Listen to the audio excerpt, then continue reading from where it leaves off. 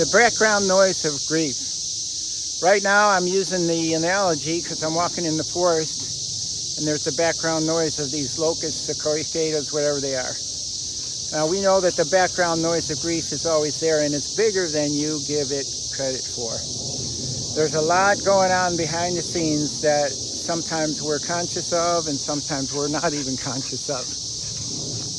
We're conscious of the sadness and the misery and the heartache and the stomach aches and the lumps in our throats. What we are not conscious of is the background noise of our body trying to adjust to not being in the presence of the person we love anymore. It's adjusting to a lot of raised anxiety level and a lot of all kinds of stirred up emotions that we're not used to dealing with regularly. And it comes in waves, just like the sounds of these locusts. And all the time we're trying to deal with this, and we have no way of understanding it because it's mostly subconscious.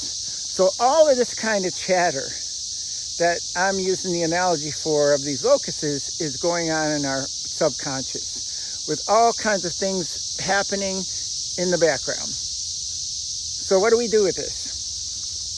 Once in a while, we have to sit with it. I know that sounds strange, but once in a while, we have to sit with it and really feel it and be mindful and become conscious of the things that are mostly unconscious in our mind. Because only then will we gain some understanding about what's really happening inside of us. And only then will we be able to give that some attention and give ourselves some grace around why we feel so bad. That is part of the process. And to do that, sometimes it just takes some time, sometime maybe a few minutes a day, maybe every now and then, maybe, you dedicate some time to it. But it's where we need to sit in our grief and really not be conscious of our feelings, but be conscious of what bubbles up. Maybe journal around it. Write those things down because you'll forget them as the flow of life goes on or as just the survival of trying to get through everyday life goes on. And when we do, then we can confront those things either together or one by one.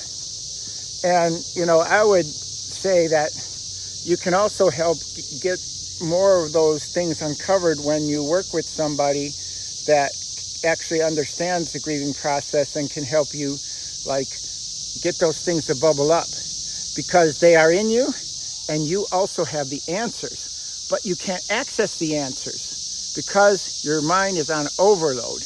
It's like when you're overwhelmed, let's say you got 55 tasks to do in a day and you get overwhelmed and you hardly get one or two done because of the overwhelm. Well, it's the same kind of thing. We got to settle into it and bring it up to the top, see what bubbles off, and then pick those things off the pile one by one. Now, that is a process within itself, and it's just not something that happens overnight. Eventually, though, when you do that, and you give this unconscious stuff its proper attention, and it might take a day, it might take years. For me, it took years, and that's why I'm trying to help and teach you about it, or share with it. You can do with it what you want. But that's how the grief process works. And when we do that, we can find some freedom.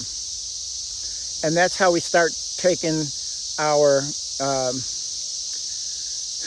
I see it as stones in our backpack. So we carry this grief backpack, which has all kinds of stuff in it.